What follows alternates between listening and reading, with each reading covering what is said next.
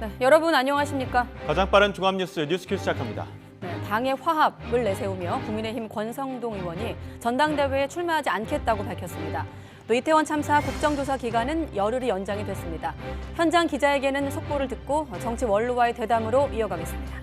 잠시 뒤 베네딕토 16세 전 교황의 장례 미사가 바티칸 성 베드로 성당에서 시작합니다. 이른바 두 교황, 현직 교황이 전임 교황의 장례 미사를 집전한 건 221년 만이라고 하는데요. 빨간 구두를 신었던 베네딕토 16세에 대해 알아보겠습니다. 네, 오늘 이 문제로 기자들 질문도 많았다고 하던데 과거 김신조 사건까지 소환됐죠. 지난달 말 북한 무인기 사태 당시 무인기 한 대가 서울 비행금지 구역 북쪽 일부를 침범한 것으로 드러났습니다. 비행금지 구역은 침범하지 않았다며 강하게 주장해왔던 군 당국이 입장을 번복한 건데요. 취재기자 연결해 자세히 알아보겠습니다. 신준명 기자.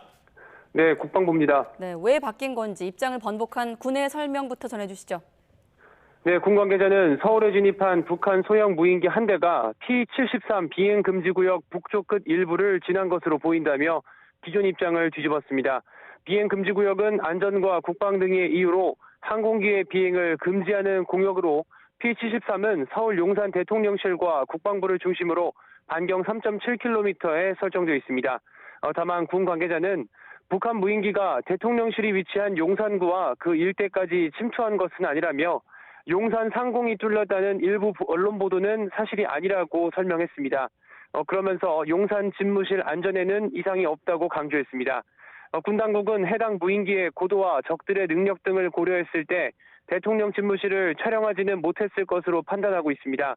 특히 해당 무인기가 촬영 능력을 갖췄다고 해도 민간 지도 서비스 이상의 유의미한 정보는 확보하지 못했을 거라고 본다는 게 군 관계자의 설명입니다.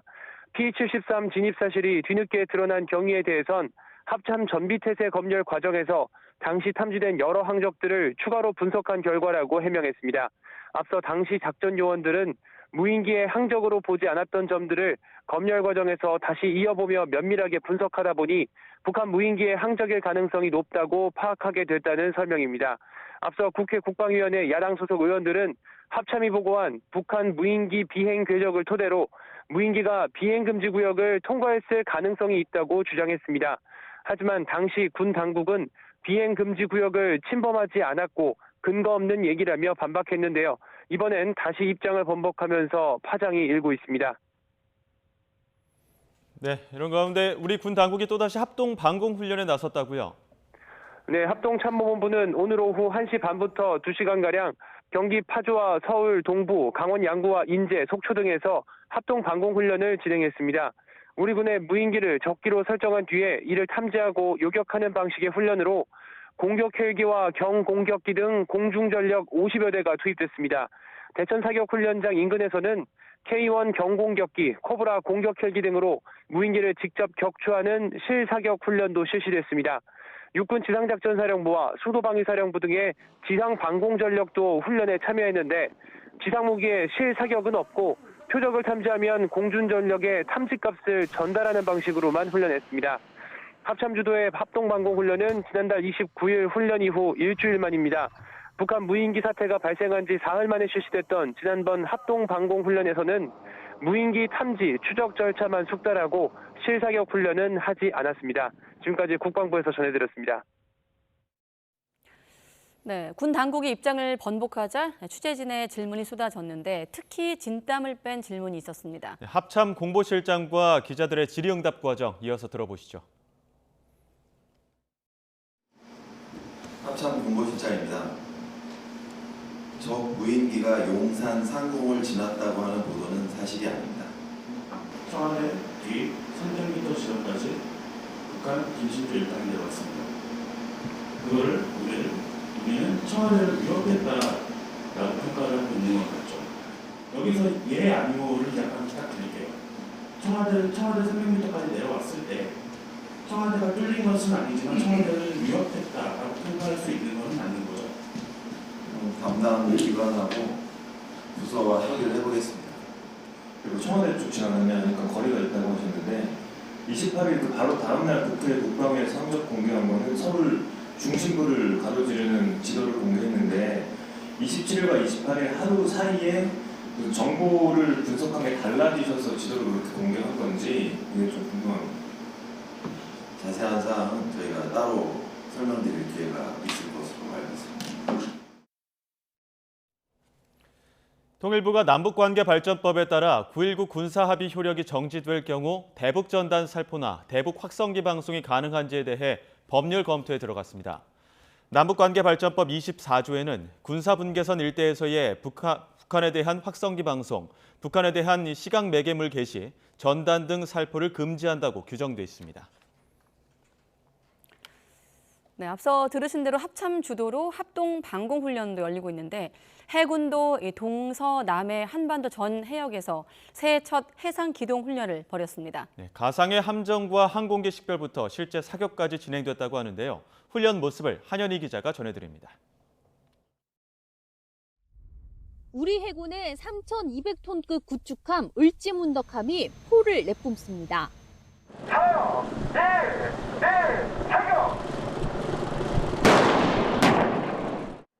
뒤따르던 2,500톤급 호위함, 경기함도 거대한 소리와 함께 포사격을 진행합니다. 포사격을 마친 경기함이 을지문덕함을 따라 움직이자 유도탄 고속함 홍시욱함과 참수리 고속정이 열을 맞춰 뒤를 따릅니다. 해상에서 진을 펼치기 위한 합을 맞추는 전술 기동 훈련입니다. 해군이 동서남해, 한반도를 둘러싼 모든 해역에서 해상 기동 훈련을 펼쳤습니다. 함대의 전투 준비 태세를 점검하고 전투 수행 절차를 숙달하기 위해 매년 초 진행하는 훈련인데 1, 2, 3함대에서 동시에 진행된 이번 해상 기동 훈련에는 구축함, 호위함, 유도탄 고속함, 고속정 등 함정 13척과 항공기 4대가 참가했습니다. 가상의 함정과 항공기 식별부터 실제 사격까지 진행하는 절차를 수달했는데 대함 사격은 물론 항공기가 예인한 표적을 향해 발사하는 대공 사격까지 진행됐습니다.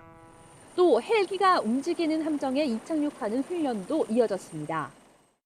적이 도발하면 조건 반사적으로 응징해 현장에서 작전을 승리로 종결하겠습니다.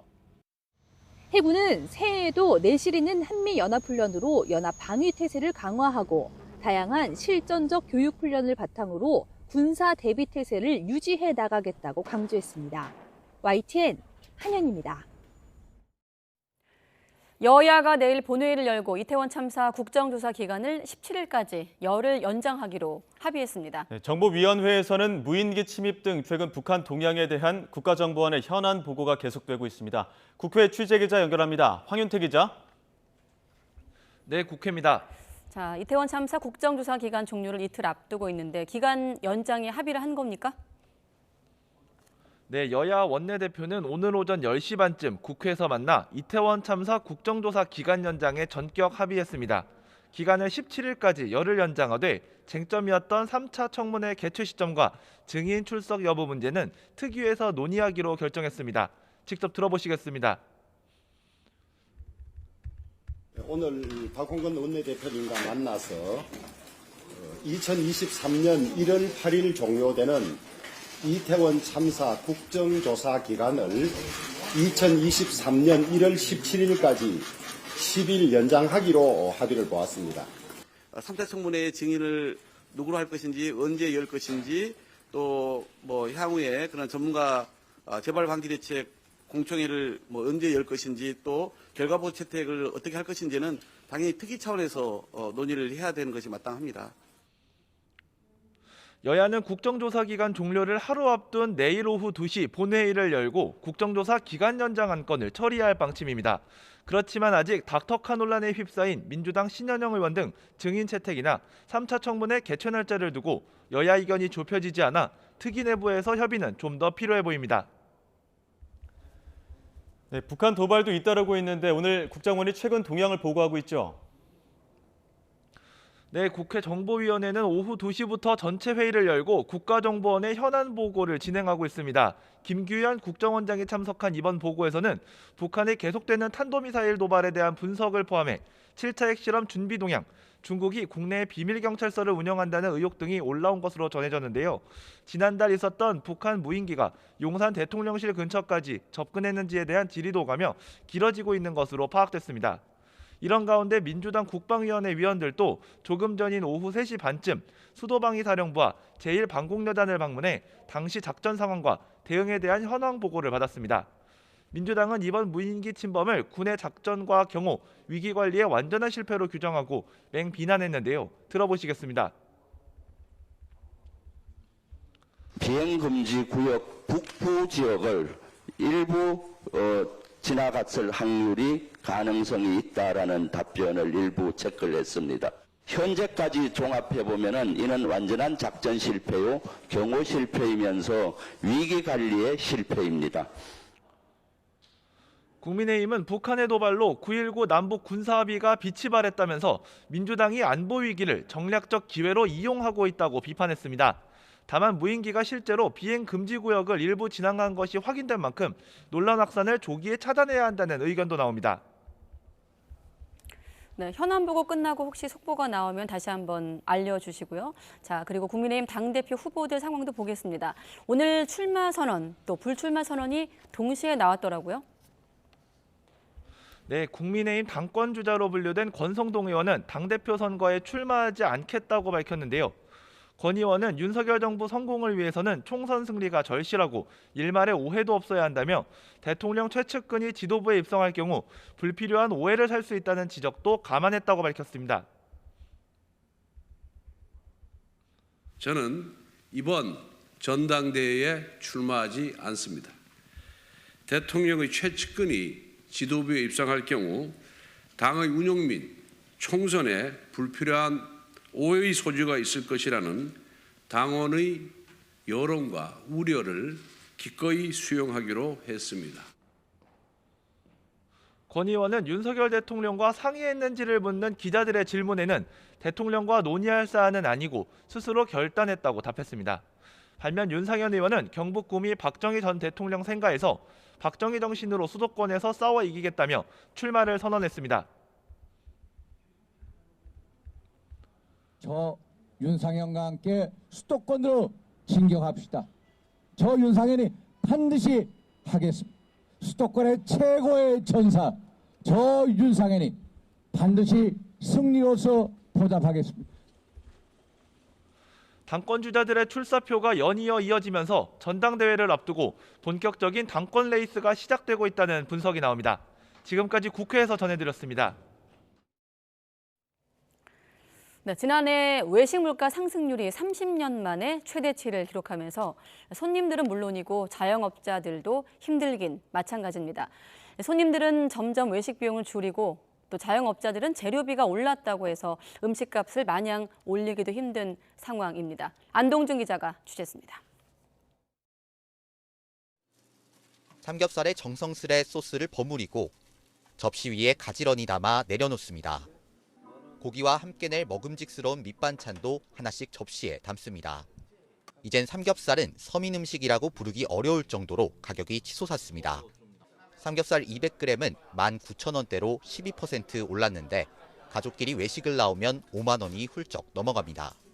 재료비가 오른 만큼 가격을 더 올리면 손님이 아예 끊길까 걱정입니다. 너무 힘듭니다. 모든 여건이 요새는. 물가, 인건비 안 오른 게 없고 손님이 없고 경기가 안 좋을 때는 인건비를 줄여야 되는데 또 나가라 할 수 있는 상황도 아니고. 국민 외식 메뉴라 불리는 짜장면은 외식 메뉴 중 가장 많이 올랐습니다. 짜장면 가격은 6,500원대를 기록했는데 이보다 500원 싸게 파는 이곳 중식당도 손님 발길이 줄어들 걱정에 가격을 쉽게 올리지 못합니다. 그 중국집에서는 이제 주로 이제 밀가루하고 식용유를 많이 쓰는데 식용유가 그건 70-80% 올랐거든요. 시장에서 이제 장사를 오래 하다 보니까 시장 상인들 생활도 해야 되고 이러니까 좀 어려움이 굉장히 많고 있어요. 하루가 멀다고 오르는 외식 물가에 손님도 부담스럽긴 마찬가지입니다. 점심 한 끼에 10,000원 정도 드는 상황에서 지갑을 열기가 무서울 정도입니다.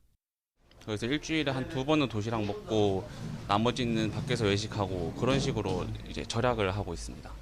물가는 다 오르는데 제 월급은 안 오르니까 이게 그게 제일 걱정이 되죠. 지난해 외식 물가는 7.7%로 30년 만에 가장 큰 폭으로 올랐습니다. 식자재 가격은 물론 배달비와 인건비 등 제반 비용이 같이 오르면서 같은 가격의 음식을 팔아도 지난해보다 남는 돈은 더 적습니다. 특히나 새해에는 가스요금 등 공공요금 인상이 줄줄이 예고된 상황. 그만큼 서민들의 시름은 더 깊어지고 있습니다. YTN 안동준입니다. 모바일 상품권의 유효기간이 짧아 개선이 필요한 것으로 나타났습니다. 한국소비자원은 3년여간 받은 피해 구제 신청이 162건으로 유효기간 경과가 58%로 가장 많았고 추가 요금 요구 사례도 9.3%를 차지했다고 밝혔습니다. 실제로 215개 모바일 상품권의 유효기간을 조사해보니 1년 미만이 62.3%로 가장 많았고 이 가운데 3개월인 경우는 55.3%에 달했습니다. 소비자원은 표준 약관에선 유효기간을 1년 이상으로 정하도록 하고 있고 어떤 이유로도 추가 대금을 요구할 수 없도록 하고 있지만 제대로 지켜지지 않고 있다고 지적했습니다. 올 한해 가전제품과 기술의 동향을 한눈에 볼 수 있는 세계 최대 IT 가전 박람회 CES 개막이 하루 앞으로 다가왔습니다. 올해 국내 대기업들은 파격적인 시도를 하기보다는 기존 제품의 성능을 강화하거나 또 소비자들의 개성을 반영할 수 있는 맞춤형 제품을 주로 선보였습니다. 미국 라스베이거스에서 윤혜리 기자가 취재했습니다. TV 주변에 지저분하게 엉켜있는 전선 걱정. 더는 하지 않아도 됩니다. 무선으로 4K 고화질 영상을 볼 수 있는 97인치 TV. LG전자가 올해 CES에서 올레드 TV 출시 10주년을 맞아 처음 공개했습니다. 기분에 따라 시시각각 문 색깔을 바꿀 수 있는 맞춤형 냉장고도 눈길을 끌었습니다. LG Mood Up, we are creating yet another new product category. You can customize to your own lifestyle. 새로운 기능을 체험해 볼 수 있는 공간도 마련됐습니다. 외출이 어려운 고령층을 겨냥해 기존 LG 스마트 TV의 산책 기능이 올해 상반기 출시될 예정인데 실내에서도 야외를 걷는 것 같이 몰입되는 게 특징입니다. 실제로 숲속을 걷는 것처럼 바람과 새소리가 들리고 걷는 속도에 따라 화면이 실감나게 바뀝니다. 삼성전자는 초연결성을 화두로 내세웠습니다. 집안에 있는 여러 가전제품을 하나의 앱을 통해 간편하게 통제할 수 있도록 연결성을 극대화하겠다는 겁니다. Our desire to bring calm to a connected world also includes building a more sustainable future. 구글과 아마존, 애플의 스마트홈 기기까지 QR코드 스캔 한 번으로 쉽게 연동시킬 수 있는 새로운 기기도 공개했습니다. 올해 CES에서 한국의 대표 기업들은 과감하고 파격적인 신제품을 내놓는 대신 기존 제품 성능을 강화하고 고객 맞춤형 가전제품을 선보이는 데 주력했습니다. 전반적인 기술력이 상향 평준화되면서 미미한 변화로 더는 차별화가 어렵다고 판단했기 때문입니다. 앞으로는 누가 더 편리한 사용 환경을 제공하는지 또 개인의 취향을 제품에 얼마나 반영할 수 있는지가 소비자들의 선택을 좌우할 걸로 보입니다. 미국 라스베이거스에서 YTN 윤혜리입니다. 네, 지난해 인플레이션을 잡기 위해 가파른 금리 인상을 이어갔던 미국 연준이 올해도 금리를 낮추지 않을 거란 뜻을 분명히 밝혔습니다. 올해 금리를 1%포인트는 더 올려야 한다는 연준 내부의 매파 메시지도 있었는데 월가 기대에 찬물을 끼얹는 격이죠. 워싱턴 권준기 특파원이 보도합니다. 지난해 마지막 연방준비제도 회의 의사록에는 물가가 다소 낮아지고는 있지만 목표 인플레이션 2%까지는 갈 길이 멀다고 지적하고 있습니다. 따라서 고금리 기조를 멈출 때가 아니라는 점을 수차례 강조했습니다. It will take substantially more evidence to give confidence that inflation is on a sustained downward path. 특히 의사록에는 올해 금리를 낮추는 것이 적절하다고 예상한 참가자는 아무도 없었다며 올해 금리 인하 가능성을 일축했습니다. 앞서 월가 대형은행들은 올해 하반기에는 연준이 금리 인하에 나설 거라고 예상했지만 연준 의사록은 이 같은 기대에 찬물을 끼얹은 겁니다. 연준은 특히 올해 목표 금리를 높여 잡은 이유로 노동시장 과열을 꼽았습니다. 지금처럼 노동 우위의 시장이 이어지면 노동자들의 협상력을 높여 임금이 상승하고 결국 인플레이션을 가중시킬 것으로 내다본 겁니다. 미국 노동부가 내놓은 11월 구인 이직 보고서를 보면 실업자 1명당 구인 건수 배율은 1.7배로 여전히 노동시장 과열 현상이 이어지고 있는 것으로 나타났습니다. 이러다 보니 연준 내 가장 강경한 매파 인사인 닐 카시카리 총재는 올 상반기 기준금리를 5.4% 수준까지 높여야 한다고 주장했습니다. 지금보다 금리를 1%포인트는 더 높여야 할 뿐 아니라 지난해 말 연준이 제시한 목표금리보다도 더 올려야 한다는 겁니다. 연준 의사록이 나오기 전까지만 해도 우상향을 그리던 주가는 올해 금리 인하는 없을 거란 소식에 일제히 상승폭을 줄였습니다. 노동시장이 여전히 과열돼 있다는 건 연준이 금리 인상의 부담을 덜 느낄 거라는 걸 말해 올해 예상보다 높은 금리가 지속될 가능성이 제기되고 있습니다. 워싱턴에서 YTN 권윤규입니다. 네, 미국 분위기는 이런 상황인데 이렇게 지난해 금리 인상이 잇따르면서 서울과 경기, 인천 등 수도권에서도 전체 임차 계약 가운데 월세 거래 비중이 절반을 넘긴 것으로 집계됐습니다. 고금리는 물론이고 깡통 전세 우려 등이 복합적으로 영향을 끼쳤다는 분석이 나오고 있습니다. 최기성 기자가 취재했습니다. 서울 영등포구에 있는 한 아파트 단지입니다. 한국은행이 기준금리를 한 번에 0.5%포인트 올린 빅스텝을 두 번째 단행한 지난해 10월 이후 임차 거래 현황을 살펴봤습니다.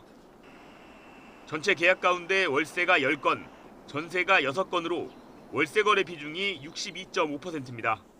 앞으로 이제 금리는 계속 오를 것 같은데 이제 월세로 들어가게 되면 당분간 2년 동안은 고정금리 형식으로 이자를 납부한다는 생각이 있죠. 지난해 1월부터 11월까지 전체주택 거래 누적 통계를 보면 서울과 수도권뿐 아니라 지방과 전국 모두 월세 거래 비중이 50%를 넘었습니다. 2020년과 2021년 같은 기간과 비교하면 크게 높아진 수치입니다. 금리가 오르면서 늘어난 전세대출 이자 부담이 버거워진 임차 수요가 전세에서 월세로 옮겨간 게 주요 원인으로 꼽힙니다. 급격한 금리 인상으로 전세 대출 이자 부담이 증가하고 있는 반면 부동산 매매 가격은 동시에 하락하고 있습니다. 이에 따라 전세 수요층이 반전세나 월세로 이동하고 있는 것으로 보입니다. 연립, 다세대 등 아파트를 제외한 주택에서 특히 월세 거래 비중이 높았습니다. 지방은 70%에 육박하고 전국은 59.5%, 서울과 수도권은 50% 중반을 넘었습니다. 깡통 전세나 전세 사기 사건에 대한 우려가 늘어나는 것도 역시 임차인이 월세를 더 선호하게 만드는 원인일 수 있고요. 임차인 입장에서는 보증금이 작을수록 깡통 전세나 전세 사기의 위험이 줄어들게 되기 때문입니다. 전세의 월세화가 빠르게 진행하면서 세입자 주거 비용도 늘어나는 추세입니다. 수도권 평균 월세 거래액은 2021년 1분기 20만 1,500원에서 지난해 4분기 30만 1,000원으로 10만 원 가까이 증가했습니다. 월세는 거래 신고를 하지 않거나 확정 일자를 받지 않는 경우도 많아서 실제 비중은 공식 집계보다 더 많을 것으로 보입니다. YTN 최기성입니다. 네, 열흘 뒤인가요? 15일부터 국세청 연말정산 간소화 서비스가 시작이 됩니다. 13월을 월급으로 불리는 연말정산에서 꼭 챙겨야 하는 것들, 이장원 세무사와 함께 자세히 알아보겠습니다. 어서 오십시오. 네, 반갑습니다. 네, 고물가 시대, 고금리이다 보니 나갈 돈이 많다 보니 어느 해보다 연말정산에 대한 좀 집중도가 높을 것 같은데 지난해 특히나 올해 같은 경우는 신용카드 사용의 공제가 확대된 점이 가장 달라진 겁니까? 우선은 이제 2022년 하반기에 네. 이제 사용한 이제 대중교통 이용액을 공제율 원래 40%에서 80%로 2배 이상 상향을 했습니다. 네. 그리고 이제 많이 이제 관심 있는 바가 21년 귀속 사용액보다 22년 이제 사용액이 더 큰 경우에 그 소비가 증가된 부분이 이제 5%를 초과했다. 라고 하면 그 증가한 금액에서 20%를 연간 이 100만 원 한도로 이 추가 공제를 받을 수 있게 좀 상향된 이 개정안이 통과가 됐습니다. 예. 네. 또 새로 추가된 부분이 이제 전통시장에서 쓴 돈에 대해서 이거 소득공제 항목으로 새로 추가된 거죠. 이게 이제 정확하게는 원래는 전통시장에 대한 소득공제는 기존에도 존재했었는데요. 예. 이 부분에 대한 이 방금 말씀드렸던 소비 증가분 이 부분에 대해서 좀 더 원활하게 지원을 해주겠다. 예. 아무래도 코로나 영향이 좀 있었던 것 같습니다. 네, 숫자가 나와서 다시 한번 설명을 드리면 화면 그대로 두시고 2022년 신용카드 사용액이 아까 세무사님 설명대로 2021년 대비 5%를 넘을 경우 네, 공제율이 10%에서 20%로 확대된다는 네, 점, 맞습니다. 그리고 아래는 전통시장 이용액에 관한 겁니다. 특히나 또 대중교통 이용분 가운데 지난해 7월부터 12월까지 사용액의 공제 한도가 대폭 올라간 점, 또 의료비 공제율도 늘어난 거죠? 네, 맞습니다. 대중교통 방금 말씀드렸듯이 40%에서 80%로 네. 좀 대폭 상향을 해주신 바가 있고요. 그다음에 의료비 공제율도 원래는 이제 일반 의료비는 이제 15%였고, 그다음에 난임 시술비가 20%였었습니다. 근데 이거 부분을 이제 난임 시술비 관련된 비용을 30%로 올려주고, 네. 그다음에 미수가와 선천성 이상화에 대한 그 비용을 20%로 상향을 했습니다. 아무래도 저출산 부분에 대한 문제 부분들을 좀 더 완화해 주려고 했던 부분 같습니다. 물론 여기에도 소득 기준은 따로 있죠.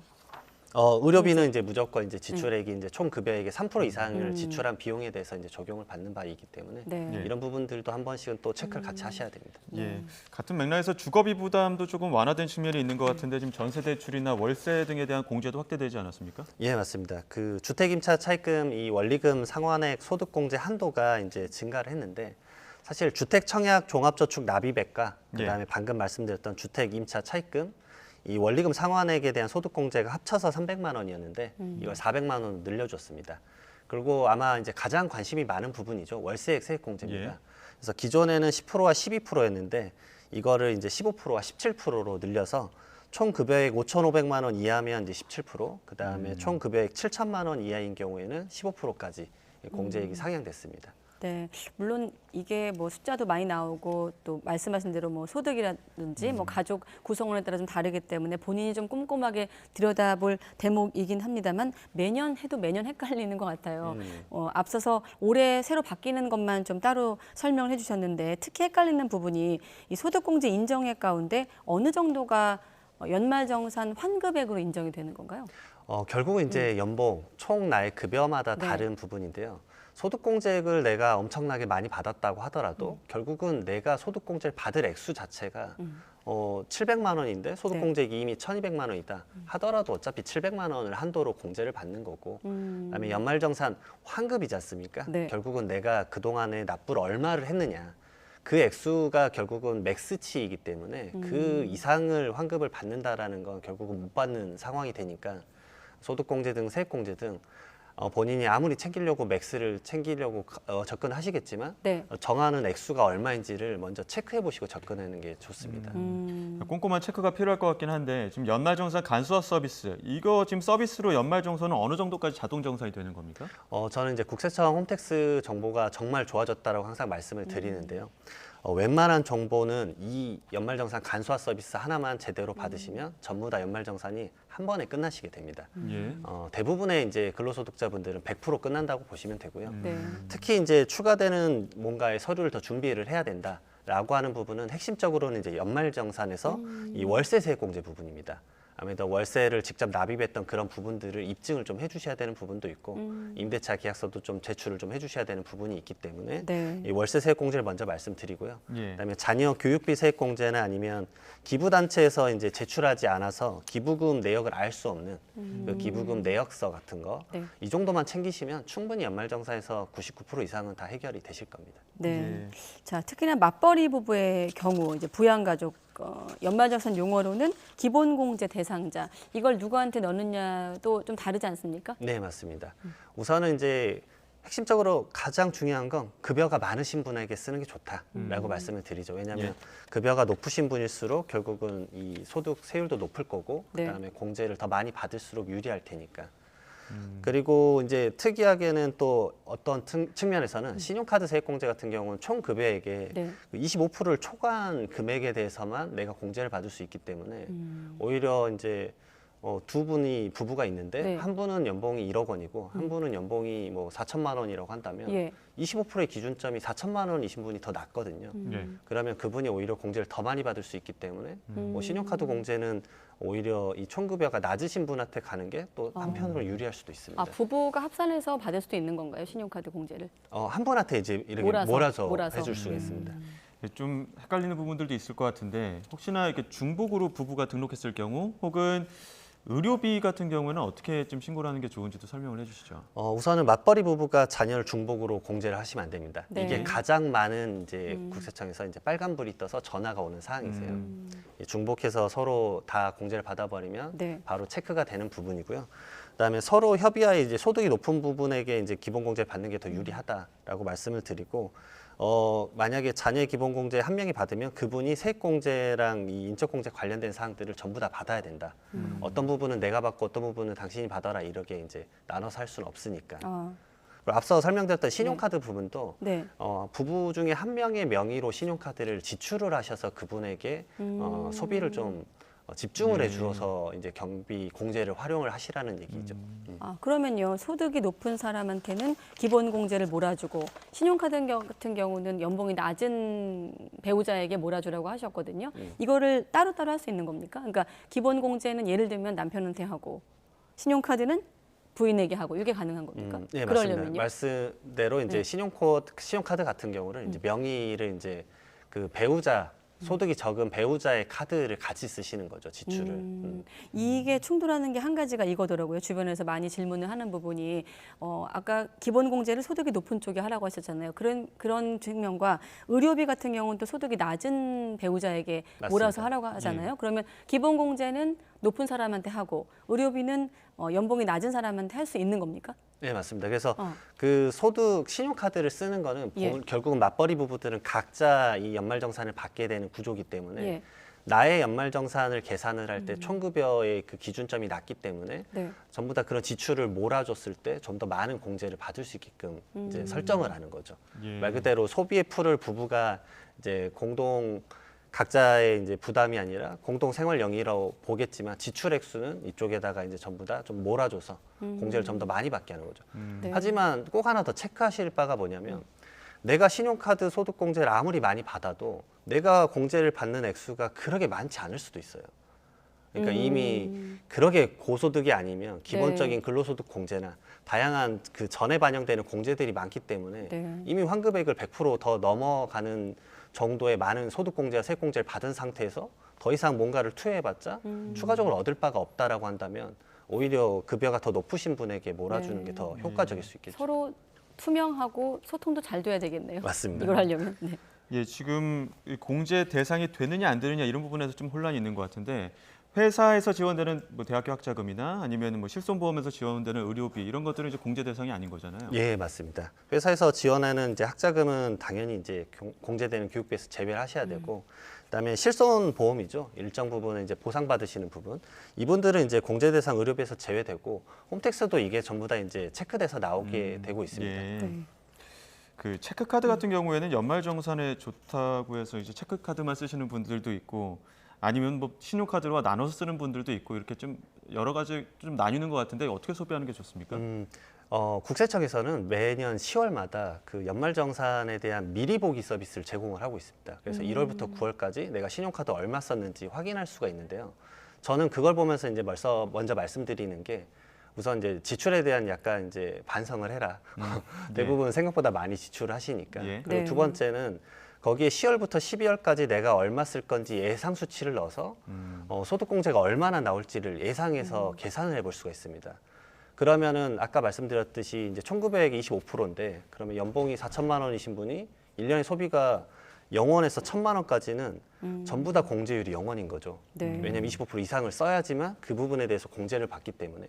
그러면은 9월까지 체크를 했을 때 내가 쓴 비용이 그렇게 많지 않다라고 하면 무리해서 체크카드나 신용카드를 쓰라고 말씀을 드리기가 오히려 유리하지 않고 오히려 그때는 신용카드를 쓰게 됐을 때 가져가는 뭐 포인트나 아니면은 뭐 대출과 관련돼서 이득, 금리의 이득을 가져갈 수 있는 부분들이 존재하면 그런 부분들을 충분히 활용하라라고 말씀을 드립니다. 네, 연말정산 분야는 아무래도 근로소득이 있는 분들한테 해당하는 것인데 시간이 거의 다 됐지만 두 가지 질문을 좀 한꺼번에 드릴게요. 하나는 1인 가구가 좀 챙겨야 될 연말정산 어떤 팁, 그리고 또 하나는 자영업 하시는 분들을 위해서 노란우산 공제 내용도 함께 좀 정리해 주시죠. 먼저 이제 1인 가구는 청약 통장이죠. 아무래도 이제 청약에 대해서 지금 이제 부동산 시장이 좀 시끄럽긴 하지만 어찌됐든 총급여 7천만 원 이하고 무주택 네. 세대주이시면 이제 연 납입액 240만 원 한도로 40%까지 어느 정도 받을 수 있기 때문에 청약저축은 꼭 한번 받으시라고 이제 말씀을 드리고요. 청약저축. 네. 예.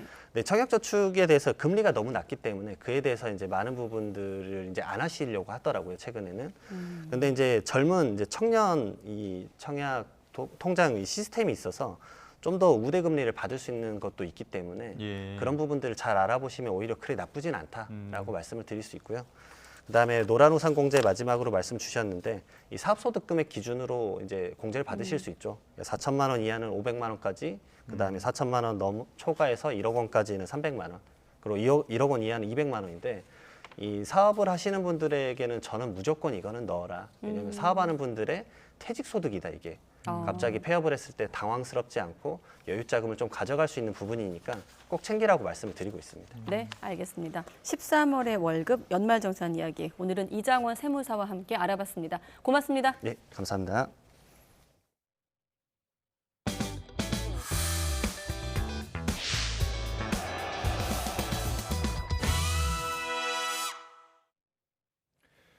공항에서 코로나19 확진 판정을 받은 뒤 도주했던 중국인 확진자가 서울에서 검거됐습니다.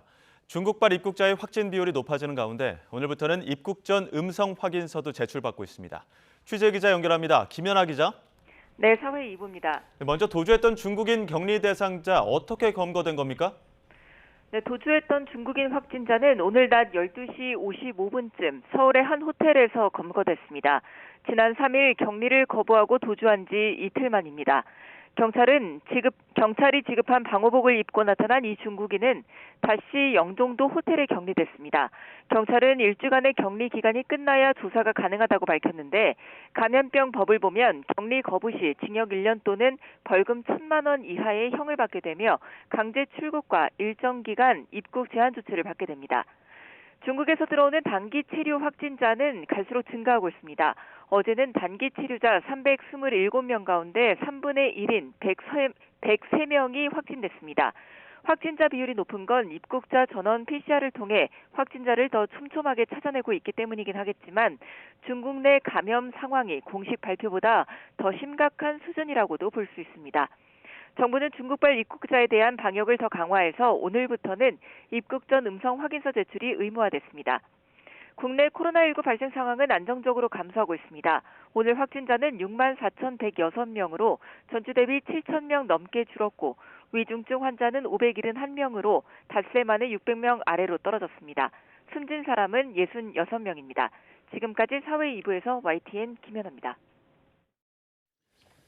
중국발 입국자들에 대해 PCR 검사가 의무화되는 등 방역이 강화된 가운데 방역당국의 지시에 반발하는 사례가 늘어나면서 현장 관계자들이 고충을 토로하고 있습니다.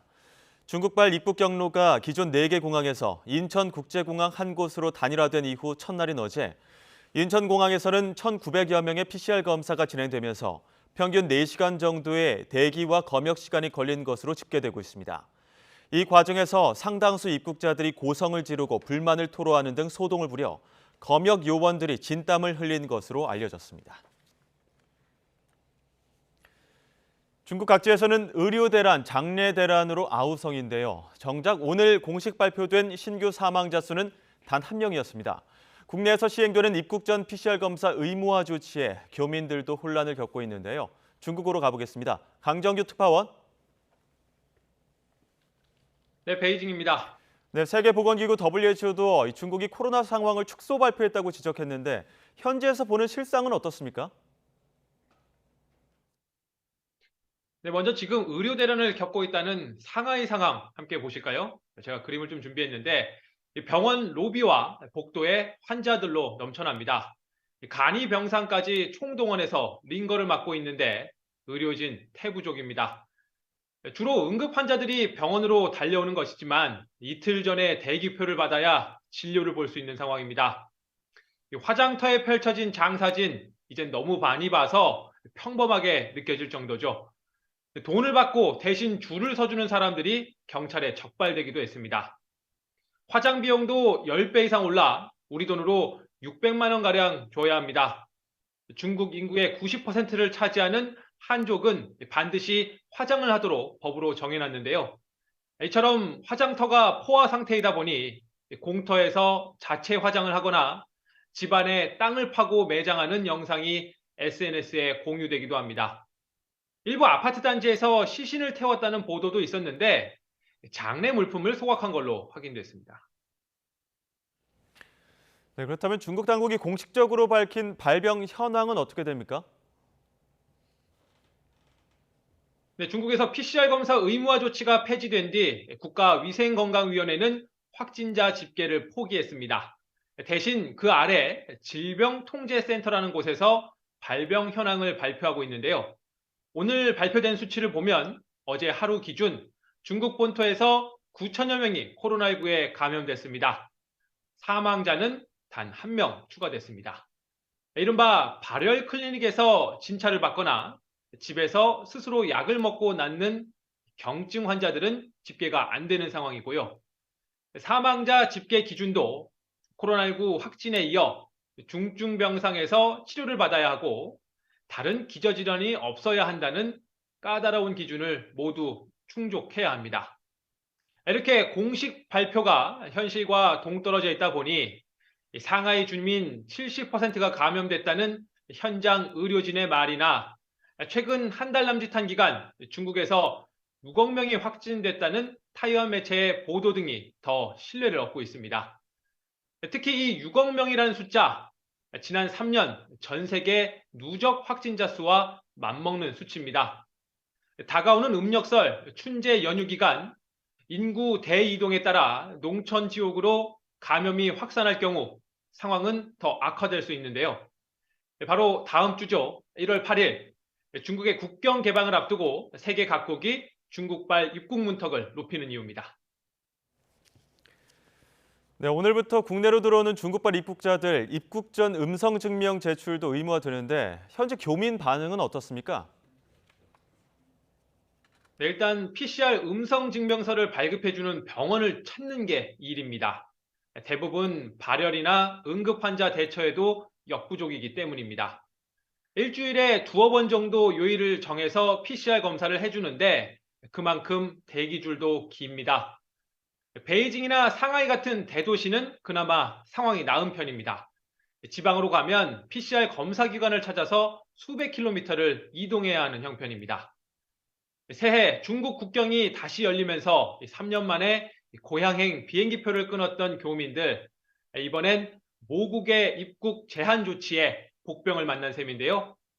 입국 전 검사와 도착 후 검사에서 행여나 양성이 나올까 벌써 바깥 활동을 줄이고 전전긍긍하고 있습니다. 각 지역에 영사 콜센터가 있지만 전화 연결 자체가 어렵고 제대로 된 안내도 받지 못한다는 불만이 쏟아지고 있습니다. 지금까지 베이징에서 전해드렸습니다.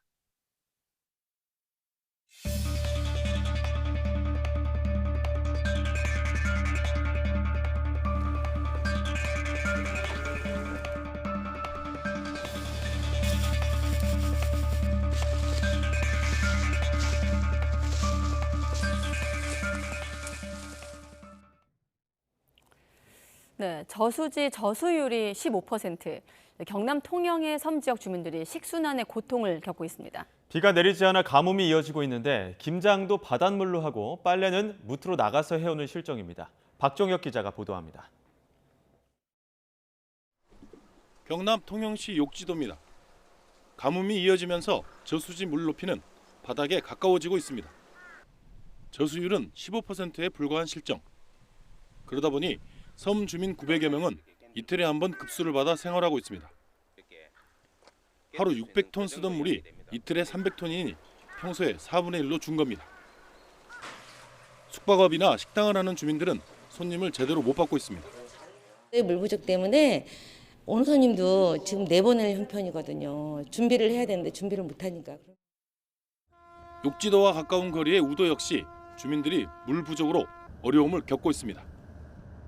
주민 47명이 사는 마을의 유일한 식수원인 우물은 마른 지 오래. 제대로 씻지도 못하는 형편이라 빨래는 무트로 나가서 하고 옵니다. 이런 겨울 옷은 뭐 집에서 빨 수 없는 징크에 세탁 물이 묻지.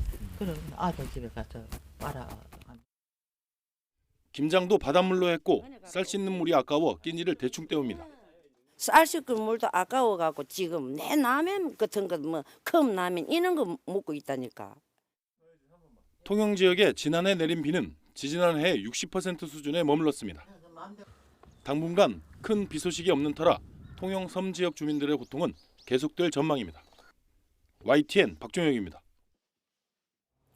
네, 이렇게 통영 같은 곳은 김장도 바닷물로 할 정도였는데 이번 겨울 들어 강릉의 강수량은 0mm입니다. 강원도 동해안 지역은 눈비가 거의 내리지 않으면서 산과 들녘이 바싹 메말라 있습니다. 네, 건조한 날씨 속에 대형 산불 위험이 커지면서 산림당국이 바짝 긴장하고 있습니다. 송세혁 기자가 취재했습니다. 엿가락처럼 휘어진 철골 구조물 사이로 불길과 함께 연기가 뿜어져 나옵니다. 양양 폐기물 매립시설에서 난 이 불은 엿새 만에 겨우 꺼졌습니다. 폐기물이 2,000톤 넘게 쌓인 탓에 진화도 어려웠지만 산불로 번지지 않을까 밤낮으로 초비상이었습니다. 만약에 바람이 좀 강하게 불 경우에는 그 산불로 비화될 염려가 있기 때문에 저희가 방어선을 구축하고 지난달 28일에는 강릉시 왕산면 야산에서 불이 나 산림 1,800제곱미터를 태웠습니다. 강원도 동해안 지역 지난달 강수량은 1mm 이하, 특히 강릉은 강수량이 0mm로 34년 만에 가장 적었습니다. 최근 30년 평균 강수량 30에서 40mm와 비교해도 극히 적은 양입니다. 건조한 날씨 속에 강한 바람도 자주 불면서 대형 산불 위험은 더욱 커지고 있습니다.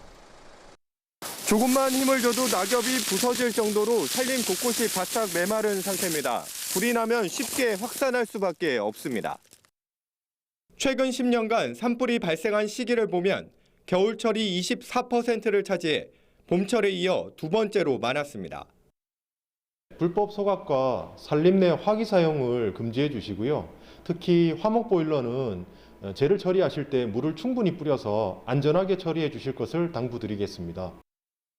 산림당국은 진화 헬기를 전진 배치하고 한파에 진화용 담수지가 얼어붙지 않도록 결빙 방지 장치를 설치하는 등 대책을 서두르고 있습니다. YTN 송세혁입니다.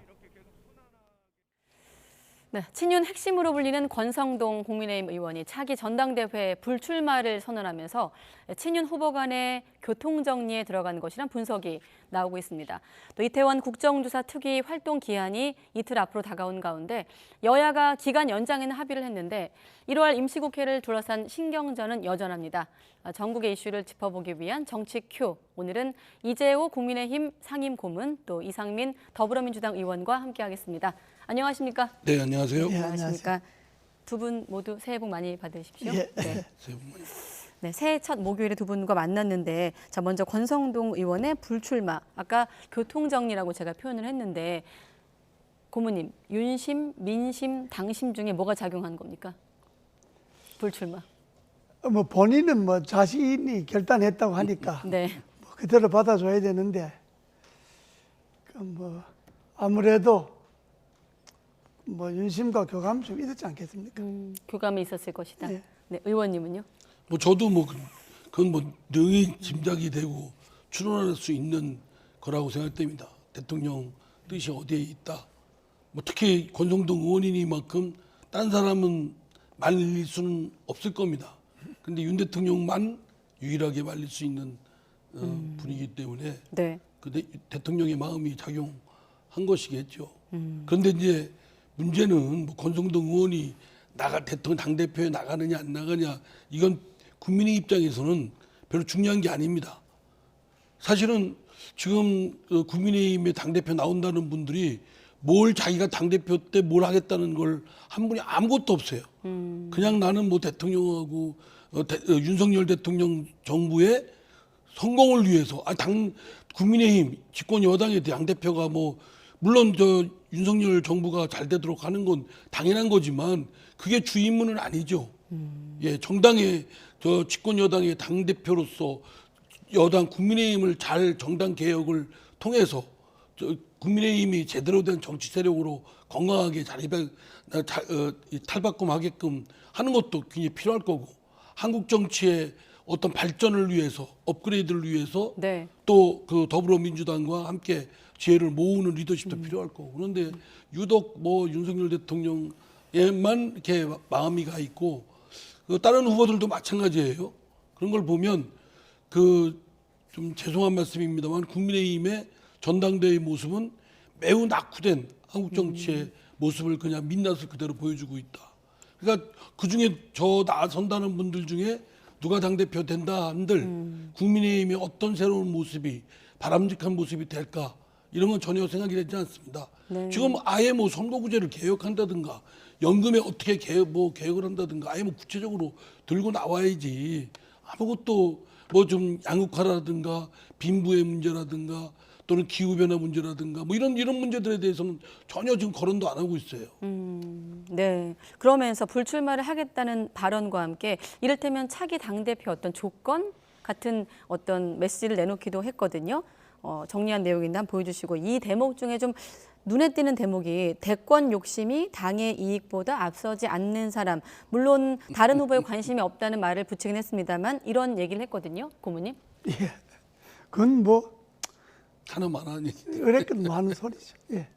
그냥 관례적으로 하는 말이다. 예. 네, 특별한 의미를 두지 않으신다. 이 부분은 어떻습니까? 전당대회가 2달 앞으로 다가오면서 이렇게 불출마를 밝힌 후보도 있고 출마하겠다는 후보도 나왔고, 이런 상황에서 대통령 부부가 잇따라 지금 뭐 이를테면 안철수 의원 부부도 관저로 부르고 잇따라 부르고 있거든요. 하태경 의원은 윤심을 독점한 후보가 없기 때문이다라고 하기도 했습니다만. 근데 전 윤석열 대통령이 왜 그렇게 합니까? 지금 윤석열 대통령은 대한민국 대통령이에요. 그러면 대한민국 대통령은 국민의힘의 지금 무슨 상임 고문도 아니고 일개 당원이잖아요. 그리고 그 당대표 뽑는 거에 대해서 대통령이 관여를 하고 윤심이 작동한다 뭐 이런다 저런다 하면 오히려 그 부작용이나 역효과가 대통령한테도 가고 전체 정치권에도 별로 안 좋을 겁니다. 그런데 왜 그런 지혜롭지 못한 그런 언동을 자꾸 할까? 그리고 자꾸 뭐 지난번에는 김기현 지금 당대표 나온다는 의원을 부르고 네. 또 뭐 이번에는 안철수 의원을 부르고 그죠? 지금 뭐 원격 조정한다는 것밖에 더 됩니까? 저는 그것보다는 반대파 야당 대표 야당의 지도부를 만나세요. 그래서 국정을 어떻게 끌고 가는가를 대한민국 대통령으로서 고민하고 지혜를 모으고 또 이런 총력적인 어떤 리더십을 발휘를 해야 되지 않습니까? 그런데 자꾸 국민의힘의 안에서만 머무르고 있는 것을 보고 매우 협소하고 좀 좁쌀 같은 그런 것을 보게 됩니다. 네. 좀 통 큰 리더십, 대한민국의 세계의 중견국가로서 이 대한민국을 이끄는 대통령으로서의 리더십을 보여주길 바랍니다. 그렇습니다. 뭐 안철수 의원 부부를 초청한 거는 지난번에 김기현 후보 부부를 초청해서 식사를 했으니까 하도 윤심이 김기현인데 가 있지 않느냐 이제 그렇게 이야기하니까 그렇지 않다 해서 부부를 초청하는데, 저것이 진정성을 가지려면 유승민 의원 부부를 초청해서 만찬하면 해야죠. 그래야 당내에서도 대통령의 통합 의지가 있는 거고, 그리고 연초됐지 않습니까? 네. 이제 오늘 1월 초가 지나가는데 지금쯤이면 지금 이상민 의원의 말씀대로 야당 지도부를 먼저 초청해야 합니다. 야당 지도부를 초청해서 네. 지나간 해는 지나간 해고, 자, 새해 들어섰으니까 국회가 새해는 정부가 제출하는 법안도 많을 것이고 여러 가지 일이 많고 또 3대 연금 개혁을 하는 게 국회에 넘어가면 야당이 동의 안 하면 못 하는 거잖아요. 예. 그 3대 연금 개혁도 있고 하니까 야당이 좀 도와주십시오 하고, 지금쯤이면 아마 야당 원내 지도부나 야당 상임위원장이나 이걸 한번 부부로 초청하면 상당히 좀 정치가 좀 부드러워지죠. 근데 지금 계속 국민의힘에만 이렇게 매몰되어 있으니까 예. 얼마 전에 그 여론조사의 어떤 그 조선일보 여론조사 보면 정치적 이념이 같지 않으면 뭐 식사도 안 하겠다는 게 40% 넘잖아요. 결혼도 안 하겠다는 게 40% 넘으니까 나라가 지금 완전히 좀 반쪽짜리 돼 가잖아요. 이걸 중화시키는 것을 누가 해야 됩니까? 정치인이 해야 되는데 정치인 중에 대통령이 해야 합니다.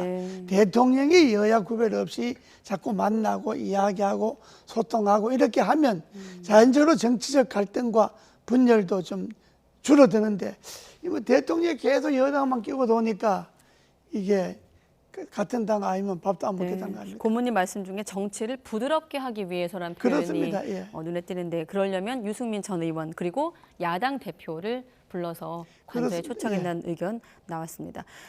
관저 얘기 나온 김에 이 질문도 한번 드려볼게요. 아까 신년 인사회 얘기를 하셨는데 민주당 지도부는 불참했던 그 신년 인사회를 청와대 영빈관에서 진행을 했습니다. 대통령이 최근 한 달 새에 영빈관, 상춘제 이렇게 청와대를 14번 정도 이용한 것으로 알려졌거든요. 용산시대의 상징이 좀 퇴색하는 것 아니냐, 뭐 도어 스탬핑도 중단된 상황이고요. 이런 흐름은 어떻게 보십니까? 저는 뭐 공간이 마땅치 않다고 한다면 네. 기존에 있던 시설인 청와대를 사용 안 하겠다. 용산시대를 뭐 관철해야 되니까 기존에 있던 청와대 시설은 안 하겠다라고 하는 게 오히려 옹고집이라고 생각합니다. 네. 그냥 신축적으로 필요하면 뭐 그 중앙과 저 박물관도 저 사용할 수 있고 네. 또 청와대 기존에 있던 시설이 좋은 시설이 있으면 시민들 뭐 이렇게 관람하는데 지장이 없는 한 활용하는 것은 저는 당연히 할 수 있다고 봅니다. 그러니까 뭐 용산 시대이기 때문에 용산에서만 옹기종기 모여 있어가지고 그렇게 하는 것이 오히려 더 협량이라고 생각되고요. 거기에 좀 다양한 분들을 부르되 특히 반대파들 전에도 이조혜 고문께서 말씀하셨지만 화물연대 분들 이때 또 그 엄청난 그 가족적 불행을 겪고 있는 그 이태원 참사 사태의 그 유가족 분들 또 그 전장현 지금 뭐 지하철 가서 뭐 온갖 아우성 치고 그 울부짖고 있지 않습니까? 그분들을 좀 불러서 따뜻한 국밥이라도 하나 대접하면 보는 국민들이 얼마나 보기 좋겠습니까? 네. 좀 그렇게 해주기를 바랍니다. 네. 민주당에선 대통령실을 왜 옮겼냐는 비판이 나왔기 때문에 한번 질문 드려봤는데. 근데 저는 네. 민주당에서도 그렇게 트집 잡을 거리는 아니라고 생각되고요. 유연하게 우리도 된다. 그렇게 얘기했지 않습니까? 예. 영빈관을 뭐 또 진다고 하니까 영빈관을 뭐하러 짓냐. 청와대 영빈관이 있는데 그렇게 한 민주당에서 또 저기 영빈관을 활용하니까 뭐 그러면 뭐하러 저 용산으로 대통령실 옮겼냐 이러면 저렇게 하고 저렇게 하면 이렇게 트집 잡는 거는 그것도 또한 안 좋은 태도입니다. 그렇습니다. 민주당이 그렇게 이야기하는 거는 그건 바람직하지 않고요. 그건 공약이 트집 잡는 거고 트집 잡는 것 중에서도 아주 유치한 트집이고 아니 청와대 영빈관 있는데 뭐 영빈관 쓰면 좋지요. 그걸 뭐 굳이 용산에 대통령 집무실을 옮겼다고 그래서 멀쩡한 영빈관까지 안 쓸 이유는 없잖아요. 근데 그거는 뭐 논란을 할 여지는 없는 거고 지난번에 뭐 말이 나왔으니까 그 신년 그 인사회 할 때 그 야당 초청했는데 이메일로 안 갔잖아요. 예.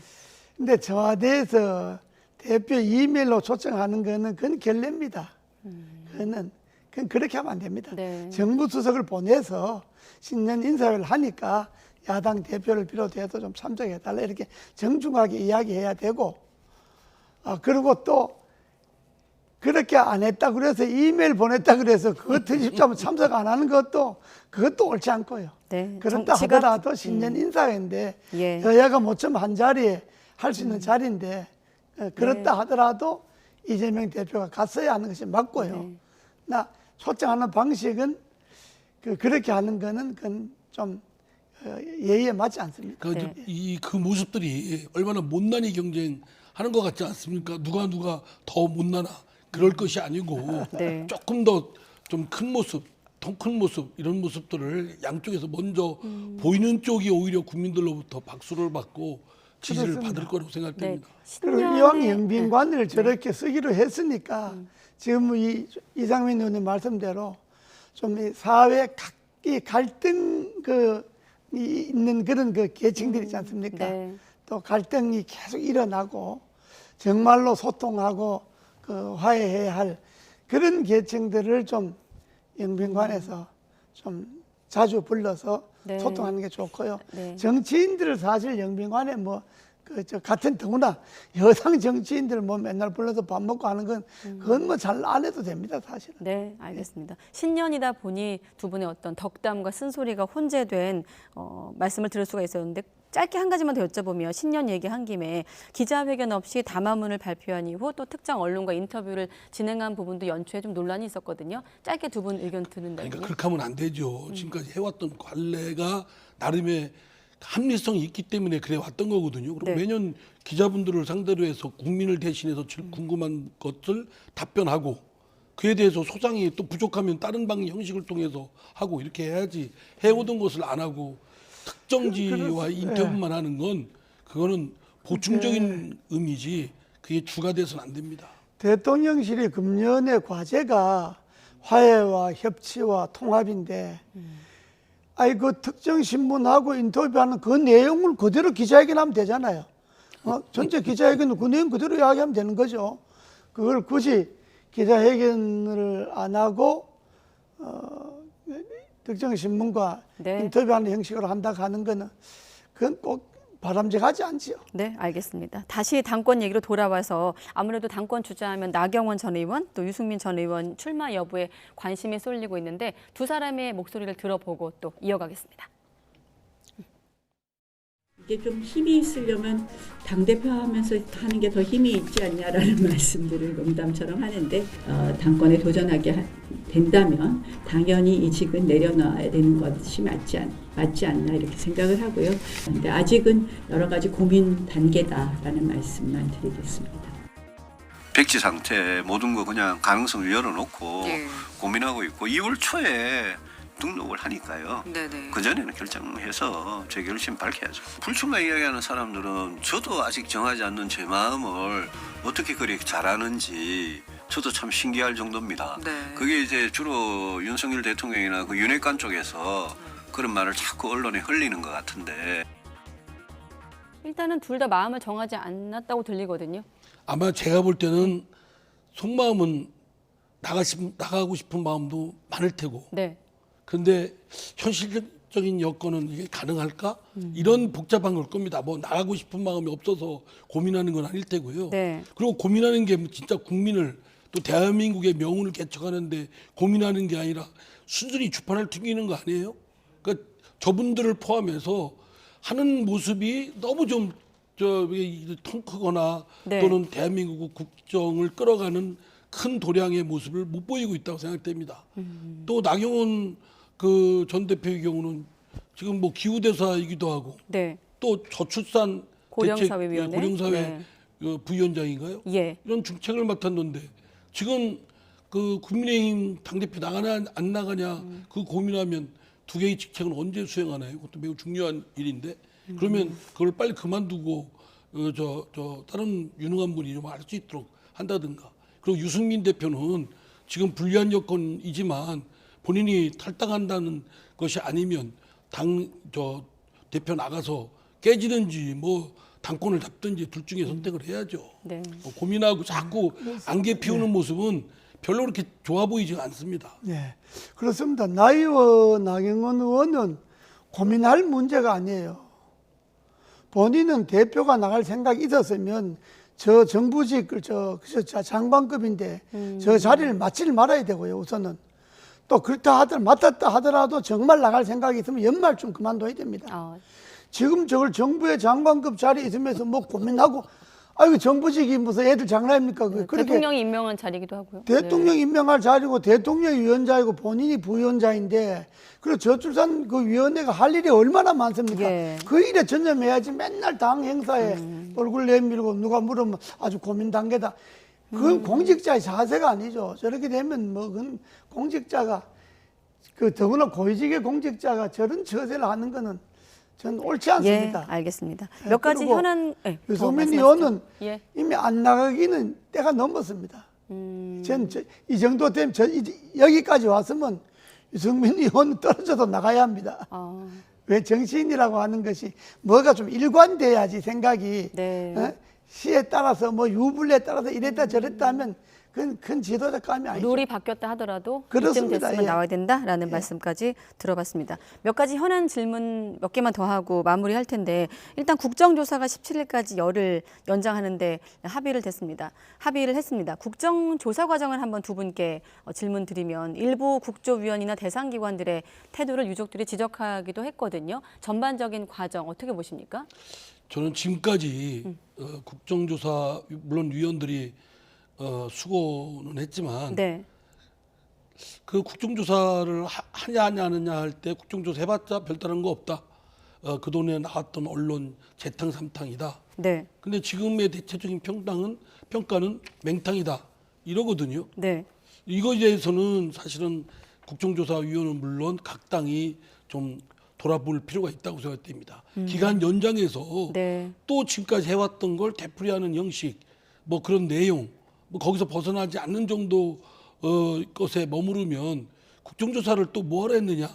여자가 막 그 엄청난 파열음을 겪으면서 굉장한 타결을 지은 듯 국민들 앞에 그렇게 뭐 합의된 모습을 보였지만 실제로는 뭐 별다른 게 없다. 뭐 이런 그 빈손 또 맹탕 이런 모습을 보이는 거에 대한 우려를 다시 한번 돌아보고 준비에 철저히 기할 것을 권합니다. 그렇습니다. 기간 연장 열흘 한 거는 그건 잘했고요. 그러면 기간 연장이 아니라 까먹은 기간 그거 다시 그 복원한 거니까 그건 뭐 당연한 거고 제가 쭉 봤는데요. 전혀 여야 의원들이 준비가 안 된 거예요. 나는 국정조사 저렇게 의원들이 준비 없이 하는 거 처음 봤어요. 그다음 신문에 난 거, 언론에 난 거 뭐 그냥 그 관계자들 불러다 질문하고 그건 그냥 준비 없이 그냥 하는 거예요. 저도 국정조사를 하려면 의원들이 구체적으로 정부가 이거 우리 책임입니다. 내가 지금이라도 책임지고 그만두겠습니다. 하는 소리가 나오도록 구체적인 사실을 제시하고 책임을 제시해야죠. 그래서 이상민 장관이 아무리 버텨도 국정조사 해보니까 진짜 내가 그만 안 두면 안 되겠구나. 이런 걸 느끼도록 뭔가 사실을 제시해서 구체적으로 밝혀야지.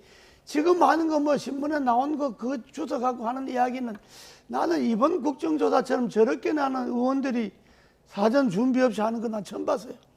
그래서 유족분들도 열흘 연장으로는 부족하다. 시간이 더 필요하다는 반응이 나온 게 아닌가 생각하지. 그럴 겁니다. 유족들 보기에는 진짜 분통 터질 거예요. 지금까지 책임지는 사람 한 사람 없잖아요. 그냥 저 구청장하고 영산구청장, 영산경찰서장 구속한다 하는 그건 뭐 당연한 수순이니까 그걸 갖고 책임졌다고 볼 수는 없는 거거든요. 정치적으로 158명이 죽은 것에 대해서 정부가 어떤 책임을 졌느냐 한 사람도 없잖아요. 그 점에 대해서 국정조사에서 좀 정말로 책임 있게 따져야 되는데 뭐 그냥 지나가는 소리로 하고 말고 저런 국정조사는 열흘 연장하는 것도 진짜 저거 열흘 동안에 뭐 있을지 모르지만 아니 어제 그 경찰청장도 답변이 좀 기가 막혔습니다. 말하자면 저 술을 마셨느냐 토요일 날 그래서 잠들었느냐 그랬는데 아니 저 토요일 주말이면 술 마실 수 있다 이렇게 답변을 했어요. 왜 그런 걸 질문하느냐라는 식인데 지금 그런 질문이 나왔으면 고개를 못 들어야죠. 그렇지 않습니까? 그리고 그 질문하는 게 나도 그걸 지적봤는데 경찰청장인데 경찰청장이 그렇게 답변하면 경찰청장인데 당신 그 말이라고 하느냐 토요일 날 서울에 이태원 할로윈 집회가 아니라도 50여 개나 집회가 있었고 친정부 집회 반정부 집회 있었고 할로윈 집회도 이태원 홍대 앞 강남 세 군데는 있었고 서울에 큰 집회가 있는데 경찰청장이라는 사람이 토요일이라고 술 먹으러 가고 고향 간다? 그 책임 말이 되느냐고 이렇게 좀 따끔하게 따져줘야지 그냥 경찰청장이 뭐 청장도 뭐 휴일날 술 먹을 수 있습니다 이렇게 말하는 게 넘어가고 그러니까 전혀 질문하는 의원들이 준비가 안 된 거예요. 선배 정치인들의 이런 쓴소리를 좀 국조위원들이 들었으면 좋겠다는 생각까지 해보고 마무리를 하겠습니다. 시간이 좀 더 있으면 더 듣고 싶지만 못다한 얘기는 다음 주 목요일에 또 이어서 하겠습니다. 이재호 상임고문 또 이상민 의원 두 분과 함께했습니다. 고맙습니다. 네, 감사합니다.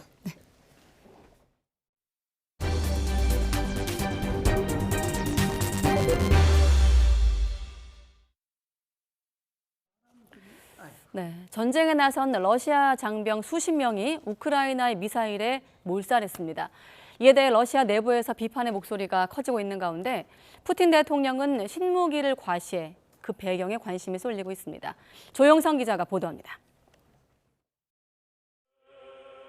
성직자들이 의식을 진행하는 동안 시민들은 침통한 표정으로 말없이 지켜봅니다. 뒤이어 각자 기도를 올린 뒤에 불꽃 앞에 빨간 꽃을 놓으며 추모합니다.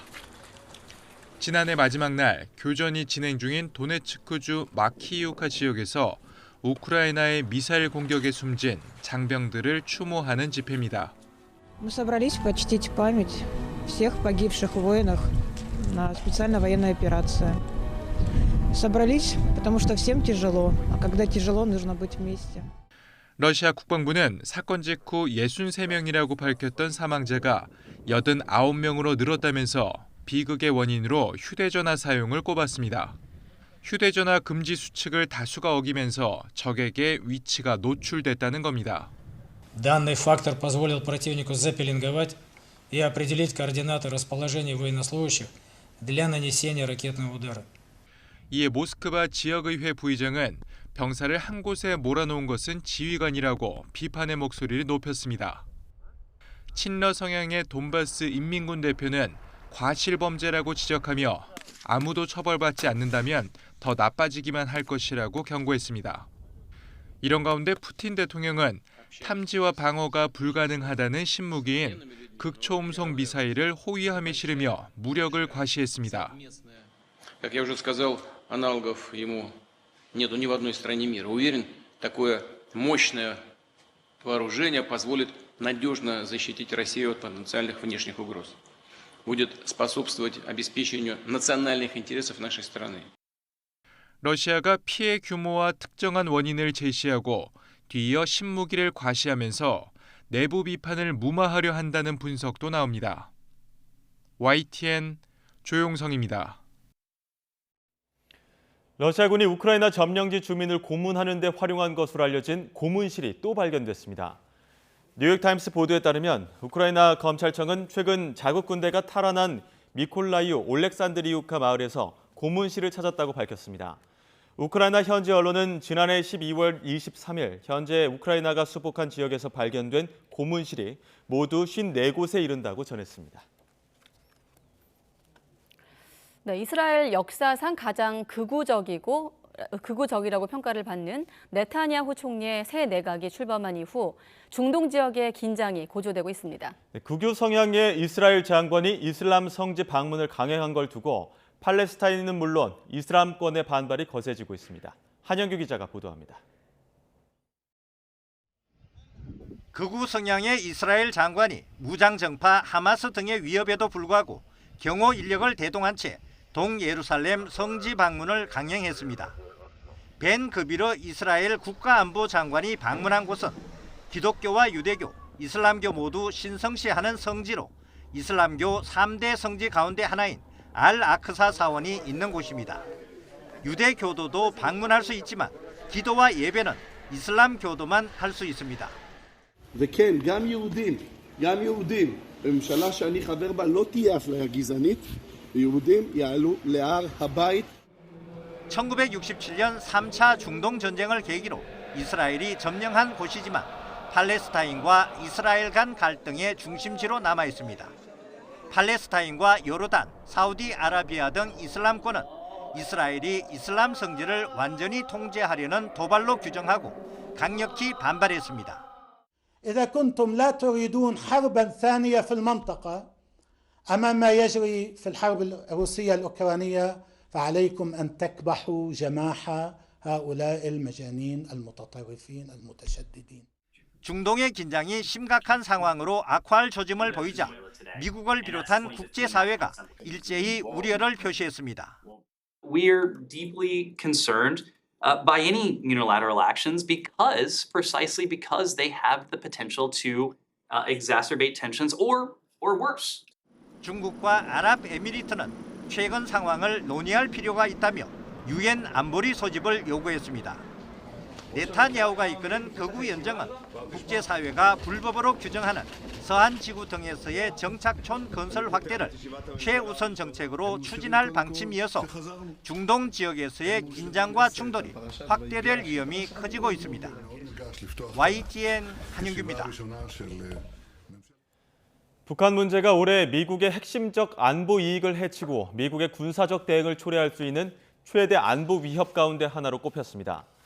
미국 외교협회 산하 방지행동센터는 미국 정부 관계자와 외교정책 전문가 등 540명을 대상으로 실시한 설문조사를 토대로 북한 문제를 1등급 위협 7개 중 하나로 지목했습니다. 나머지 1등급 위협으로는 타이완 해협상의 안보 위기 확대와 우크라이나 전쟁의 나토 회원국으로의 확전, 미국 인프라에 대한 치명적인 사이버 공격 등이 꼽혔습니다.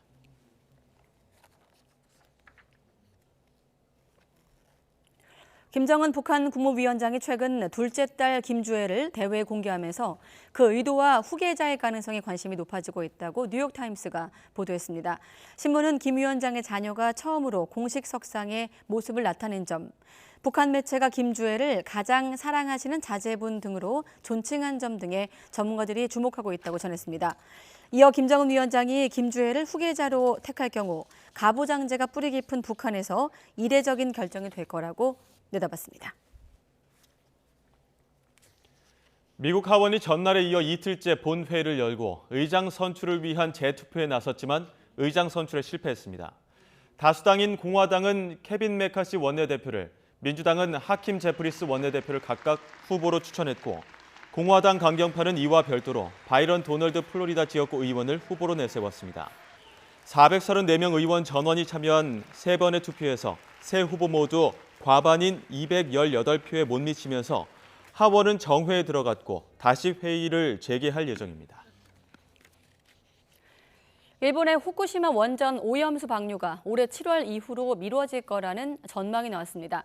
요미우리 신문은 후쿠시마 오염수 방류를 당초 오는 4월부터 시작하는 것이 목표였지만 방류를 위한 해저 터널 앞머리에 다는 방출구 설치 등이 늦어지고 있다고 보도했습니다.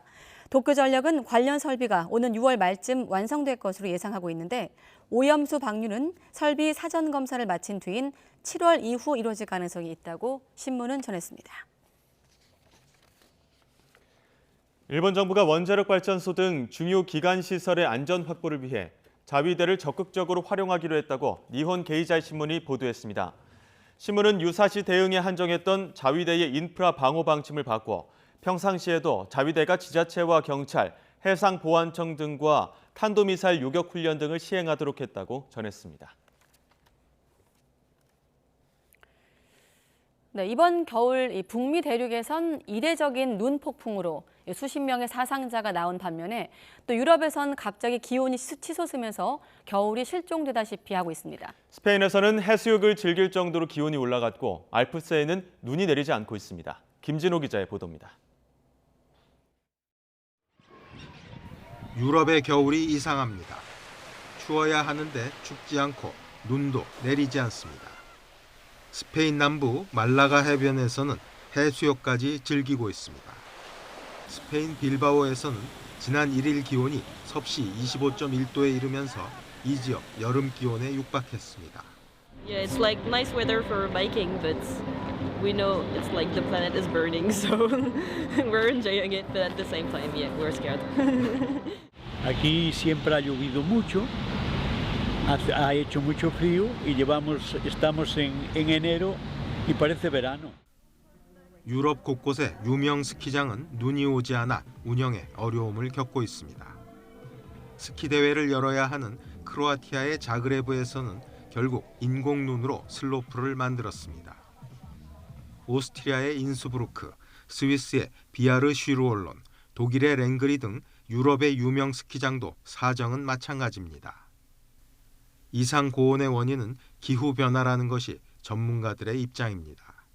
But I think there is a link with climate change here because climate change is making these extremes more frequent and making heat waves more intense. And it's really striking what we're seeing across Europe at the moment.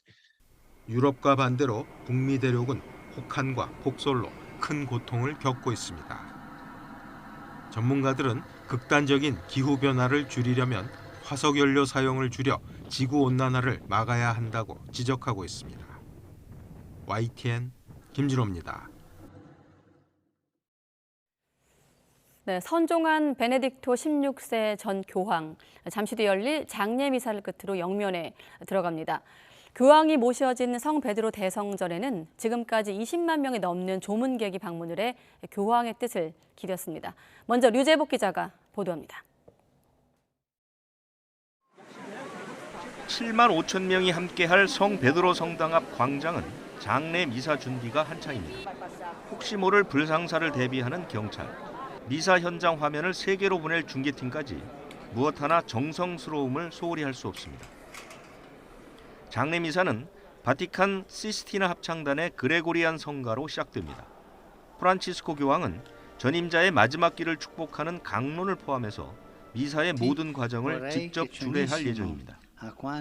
미사를 마치면 전 교황은 세 겹의 관으로 봉인된 뒤 41명의 역대 교황이 안장된 대성전 지하 묘지에서 영면에 들어갑니다. The funeral for former Pope Benedict XVI will be very similar to a funeral that would be held for a pope who died while reigning in office. 일반 조문을 받은 사흘 동안 전 세계에서 20여만 명이 성 베드로 대성전을 찾았습니다. È emozionante venire a poter despedir a un papa. È stato un momento bello, toccante, soprattutto perché ho visto che tanti giovani hanno reso omaggio alla salma del Papa. 유흥식 추기경과 서울 대교구장 등 우리 천주교 성직자들은 조문에 이어 장례 미사에 참석할 예정입니다. YTN 유재복입니다. 네, 지난달 31일 해를 넘기지 못하고 96세 나이로 선종한 베네딕토 16세 전 교황. 그는 1927년 독일에서 태어났습니다.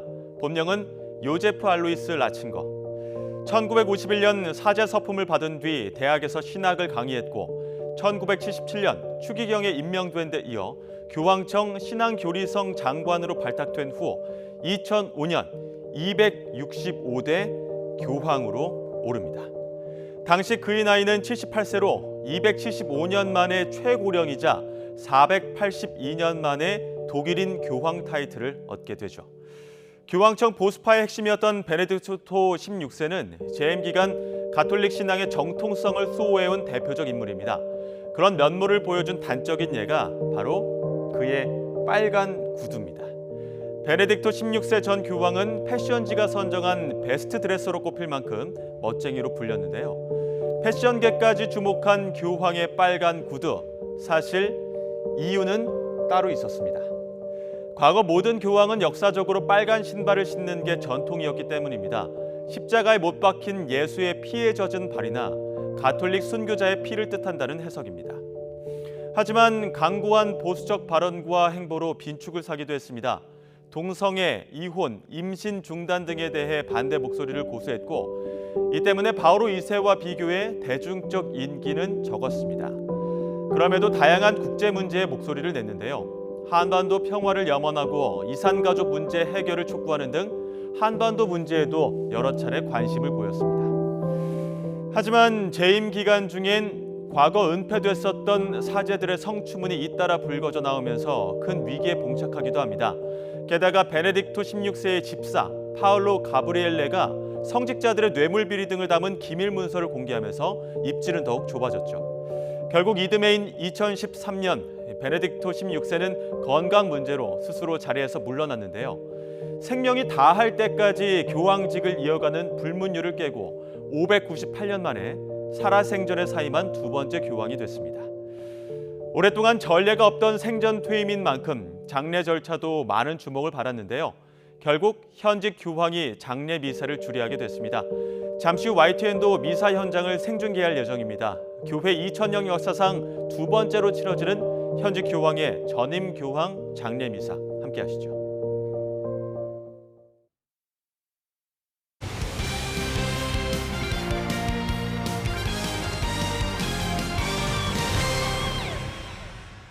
네, 월드 베이스볼 클래식에 출전할 최종 명단 30명이 확정된 가운데 우리 대표팀은 첫 경기 호주전에 모든 전력을 다하겠다는 계획입니다.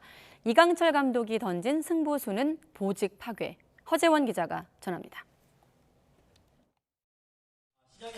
4강을 노리는 우리 대표팀은 본선 1라운드 첫 경기인 호주전에 모든 걸 걸었습니다. 호주에 지면 2라운드 행이 사실상 어려워지기 때문입니다. 특히 호주전을 우리가 제일 중요시 생각하기 때문에 거기에 맞는 포커스 쪽으로 좀 투수를 좀 뽑았습니다. 보통 지금 보시면 다 이렇게 결정구가 다 있고 특히 포크볼과 큰 각도 큰 커브를 가지고 있을 겁니다. 아마. WBC는 각 나라의 프로야구 정규 시즌 개막 전에 치러지기 때문에 투수를 보호하기 위한 특별 규정이 있습니다. 조별 예선 형태인 1라운드에서는 65개, 8강 토너먼트는 80개, 4강전 이후는 95개가 투구수 1개입니다.